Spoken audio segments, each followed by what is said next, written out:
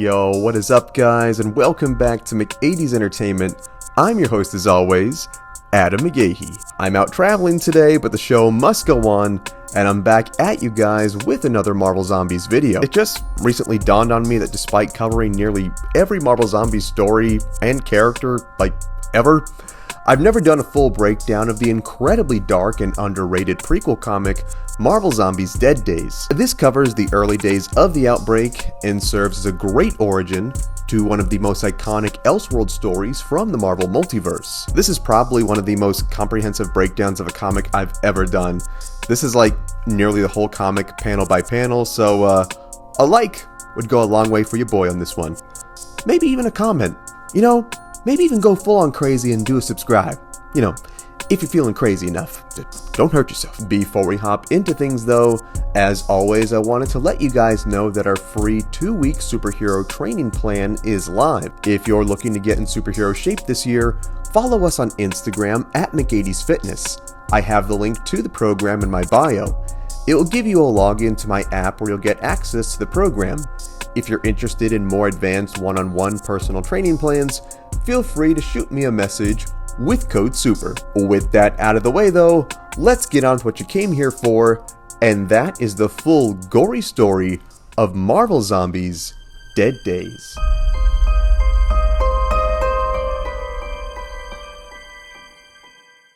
The tale begins where we see a frantic Spider-Man swinging home.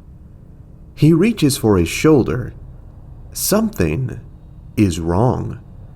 The hero asks Aunt May and Mary Jane if they're all right, where they are rather horrified to see the condition that Peter is in.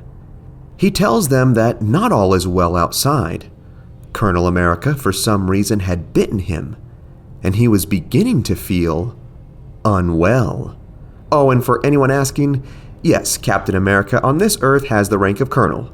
I always have to clarify because there's always some dude in the comments saying that I'm dumb for calling him the wrong name. Get schooled, nerds. Just then, Peter would keel over in pain, vomiting into his mask, where Mary Jane would rush to his aid. She'd ask her husband what was wrong, where he'd mutter to her that he was not well. He was getting worse. He was in great pain, and more importantly, there was the hunger. Suddenly, Peter would lunge at his horrified wife, who tore off his mask, revealing his fully transformed zombified face underneath. Aunt May would step back into the living room with some peroxide to help clean her nephew's wounds, where she could not believe her eyes on what she saw next. Here we'd see Peter, covered in the blood of his own wife, where he'd feast on her corpse. He'd tell Aunt May to lock herself in the bathroom, for he could not control himself, and he did not know what he would do next. As the carnage would commence in Peter's apartment, absolute hell would erupt in the city streets, as Colonel America would lead his team of zombified Avengers, tearing into every horrified citizen in their path. Things would then be taken into Earth's orbit aboard Asteroid M. Here we'd see the longtime X-Men villain Magneto. He was completely broken over something that he had done. We'd then be given a shocking revelation that the Master of Magnetism himself may be responsible for this virus coming to Earth. This is explained after his follower tells the man that he did not know things would get this bad. Apparently, whatever they did served to thin out the human population. Little did they know that this thing they made a deal with would affect mutants and humans alike, thus dooming the entire planet. Taking full responsibility for the hell he had caused, Eric prepared to journey down to the Earth below. If he could save just a few, humanity may have a chance to survive, and he would fight to his last breath to protect that at all costs. Elsewhere in New York City, we see Nova patrolling the skies, where he decides to check in on his old friend Peter Parker to see if he's safe. Here we'd see things were far from all right, as he'd witnessed Spider-Man muttering to himself as he slouched over the bloodied corpses over his wife and aunt. There wasn't enough food to share. He had to keep it all to himself. As Nova would watch in complete horror and disbelief, Peter would look back and whisper to his old friend, "Don't look at me." Spider-Man would then leap out the window upon his friend, where this time he'd scream and demand for Nova to stop looking. Richard would try to reason with Parker, asking just why he'd do something so unspeakable. Fueled with nothing but hunger and rage, Peter would snap and tell his former friend to shut up and die. He'd go to feast, where he'd then be humorously clocked in the back of the head with a stick. This would be the work of Daredevil, who absolutely wasn't messing around and told Nova that they had no choice but to kill Spider-Man. Taken aback by this, Richard told Matthew that he couldn't bring himself to do this to his friend. His hesitancy doomed them both, as Peter leapt upon Murdoch, infecting him, all while a horrified Nova watched on. Elsewhere, we'd see the zombie Colonel America have a sudden moment of clarity amidst the genocide, where he'd yell at the heroes to stop. Actually taking a moment to hear the man out, Steve would tell the heroes that the hunger was gone. At least, for now. They didn't need to do this. They could be cured. After all, they were the Avengers. They could fight this and hopefully save who they could before it was too late. Fearing their sins may be too great, the Colonel had the heroes regroup and retreat back to Avengers Mansion to strategize a way to end this madness. Meanwhile, on the grounds of Professor X's school, we'd see the X-Men locked in fierce combat with an infected Alpha Flight. Here we'd learn that these zombies had torn the poor professor to pieces. Doing what they could to hold the undead off, the mutants would suddenly witness a barrage of scrap metal come tearing through the heads of these zombies, killing them instantly. This would be the work of Magneto. He'd tell the team that this was not the time for hesitation. It was kill or be killed, and if one was too weak to harbor that mindset, that person could end themselves now and save everyone else the trouble. Wolverine, being his feisty little manlet self, would ask just who Magneto thought he was barking orders like this, where the man told him that now was not the time to argue. There were plenty more zombies just like Alpha Flight, and they needed to put their differences aside to save who was left. More than willing to rip apart more of these monsters, Logan had his former foe point him in the right direction. Elsewhere in the city, we'd be taken to a wounded giant man in Black Panther. They were making their way through the hellscape in a mad dash to get to Hank Pym's lab. The men would remark on just how bad things had gotten, but T'Challa felt confident in the abilities of his Wakandan scientist in being able to make a cure. Hank would reassure the man that they could begin work on this at his lab, and they were almost there. However, T'Challa was no fool, and soon realized he was being tricked. Hank had been bitten in the battle they just escaped from, and he was trying to hide it. When T'Challa would point this out, Pym's entire countenance would suddenly change. He would then ask his friend just why did he have to go and notice something like that. Just then the man would instantly grow in size and slam down upon the Wakandan king, knocking him out cold. Despite not even having turned yet, Hank would tell the unconscious T'Challa that he had seen what this virus had done to the others, and he was not about to go without a meal when this was all over. He then dragged the hero down the steps to his dark and decrepit lab, saying that he soon would be nothing more than a midnight snack. As the war would rage against the undead outside, we'd see it was just as dark inside, where we'd witness a heartbroken Reed Richards holding the corpses of his very own children, Franklin and Valeria.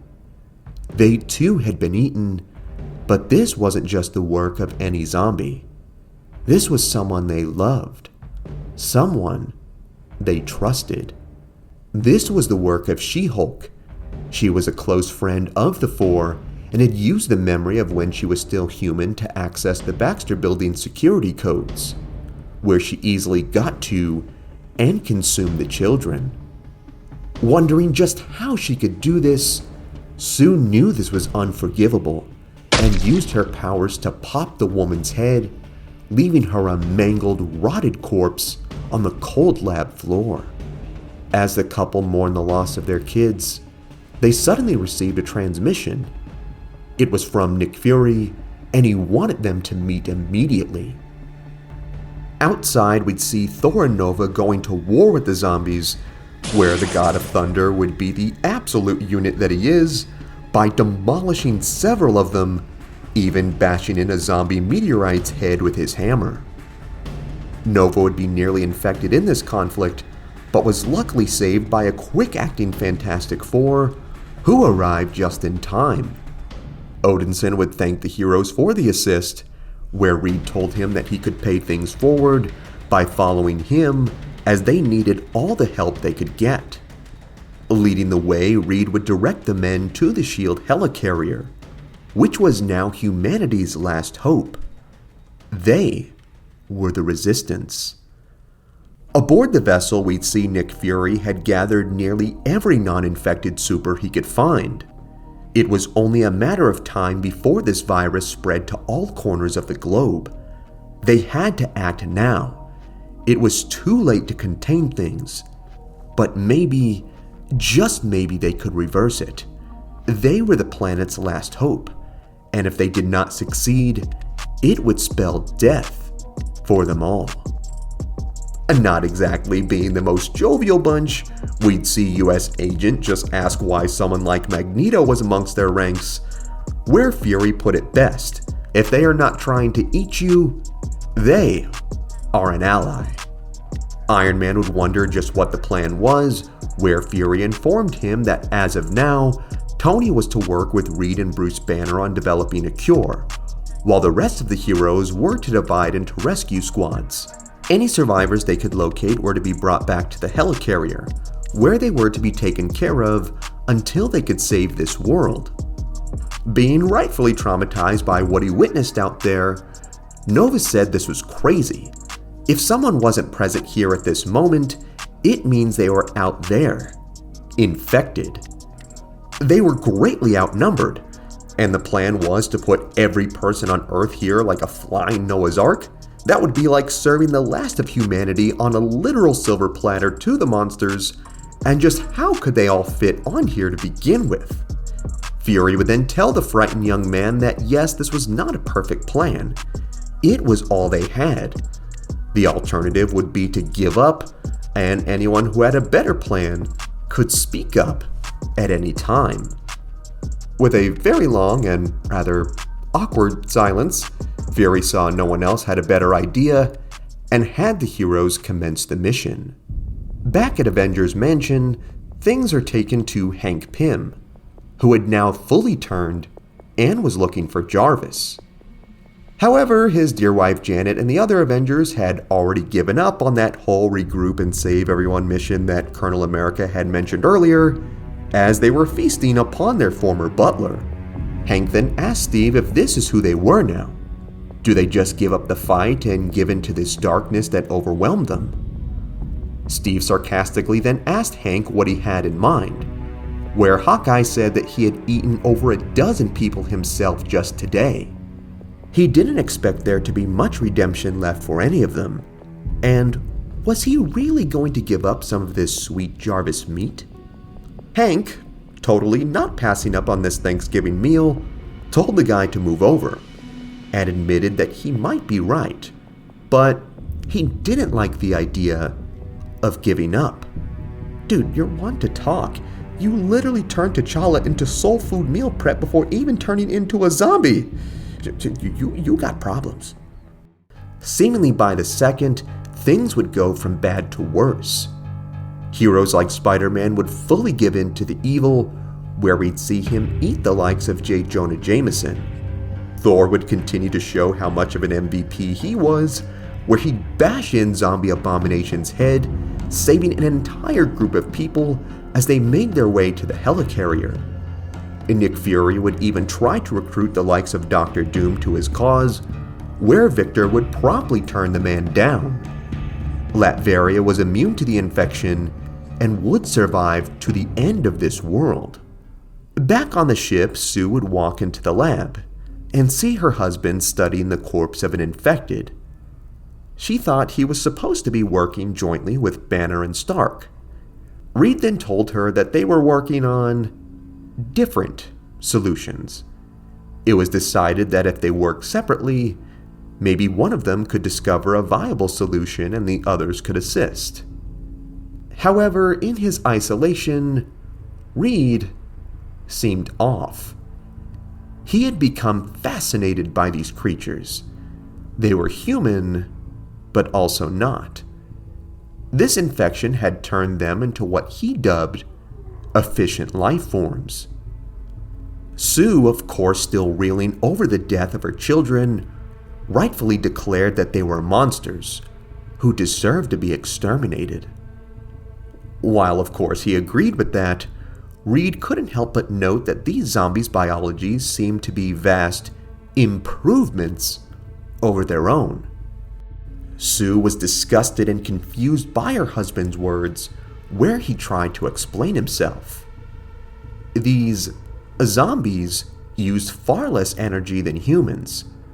Most bodily functions were shut down and were no longer necessary, yet they still retained all of their mobility and intellect. While Reed may have been fascinated, Sue was repulsed and could not bear to hear any more of this sickening rhetoric, where she stormed out of the room.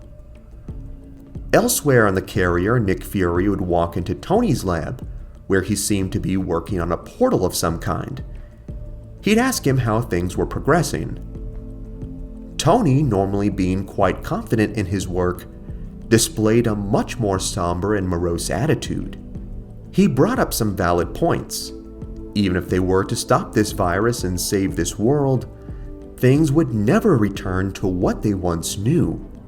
Reed and Banner may have been working on cures. His solution was much more simple: escape.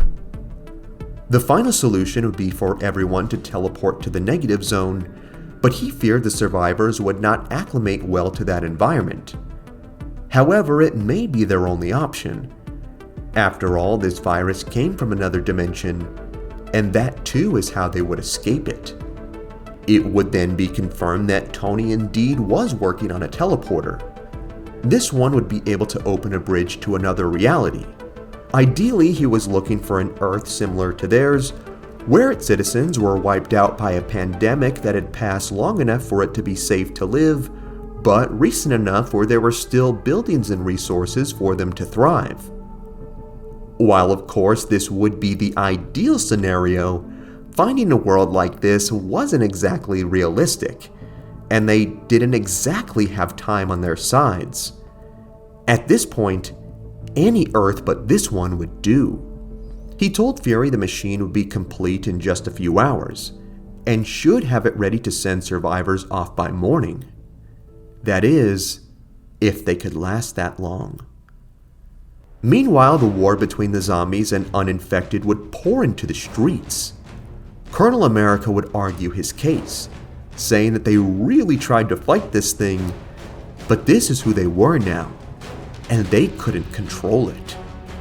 Thor would cement his Chad status by snapping off Black Knight's jaw, telling Steve that he could care less. It was during this battle that the tides quickly turned for the worse, where Nova and Wolverine both were overpowered and infected, adding two more powerful allies to the undead hordes. Magneto vowed they could not lose like this, and held the zombies back, demanding for the heroes to retreat back to the helicarrier. However, this heaven-like retreat to the sky would soon be just like the hell that was on Earth, where we'd see that Reed Richards had summoned his family into his lab for an impromptu meeting, noting that he had made a breakthrough in his research and wanted them to know first. Hoping that he finally discovered the cure, Sue and the rest would sadly see that it was the exact opposite. With everything that had transpired, Richards had officially went insane. He believed that it was only logical and inevitable to become these savage beasts. His fascination with the virus led him to believe it was their fate, and was truly the next step in their evolution. Sue would then lash out on the man's lunacy. What were they supposed to do? Just give up and allow themselves to become infected? Reed would then tell his sweet wife that he was already one step ahead of that. He had already infected them. He'd then tell the group they may have noticed a slight prick just a few moments ago. That's all it takes. The finest breaks in skin. In fact, they should start to feel the effects in 3, 2, and then it happens. Johnny, Ben, and Sue all begin to violently cough up blood, asking just what the man did to them. Susan, in her last moments of humanity, asked Reed had he forgotten their children, what they were fighting for. With a sickening grin, Richards would say how he most certainly did not forget them. In fact, what lies ahead was no place for children at all. The need to procreate would be gone, as they would all be essentially immortal. Their kids were in a much better place now, and nature demanded for them to take this next step. Reed's family would then turn into undead before his very eyes and lunge at him to feed. Sinking their teeth into his flesh, Reed would gleefully accept this gift. This is exactly what he wanted.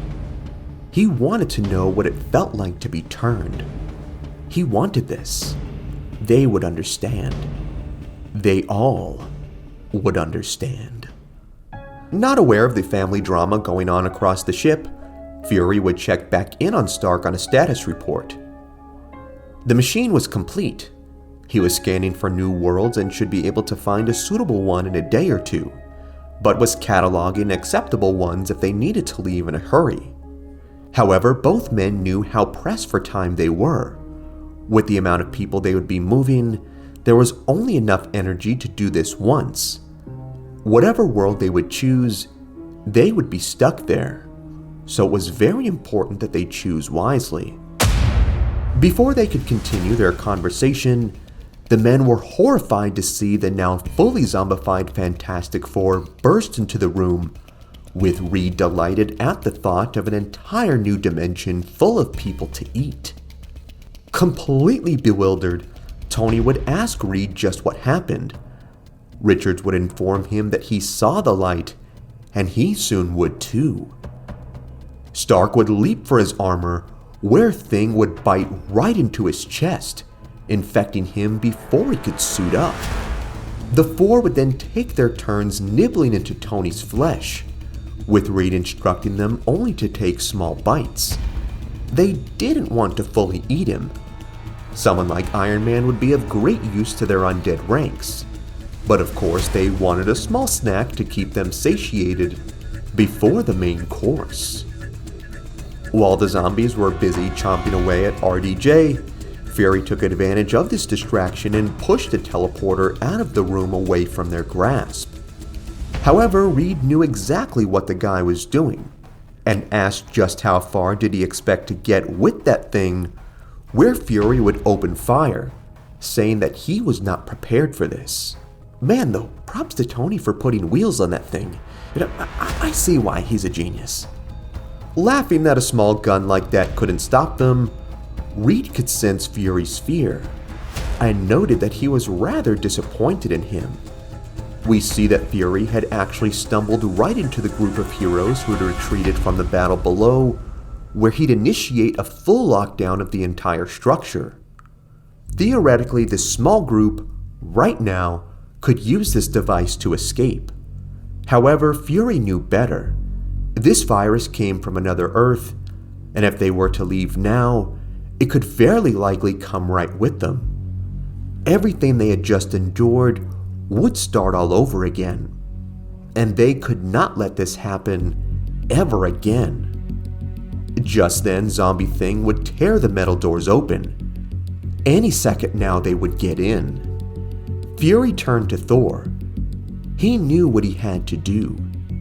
It no longer mattered what happened to them. What matters now is that they stop things here on their world. The multiverse must be spared this hellish fate.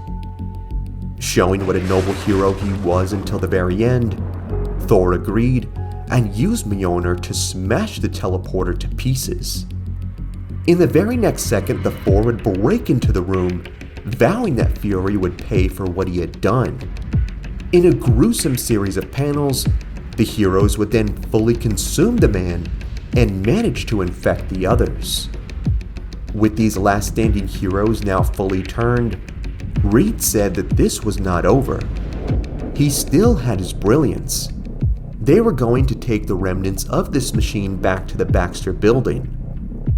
He would rebuild it, and they would unlock the multiverse once more. They were running out of food after all, and it was their responsibility to spread the gospel of hunger.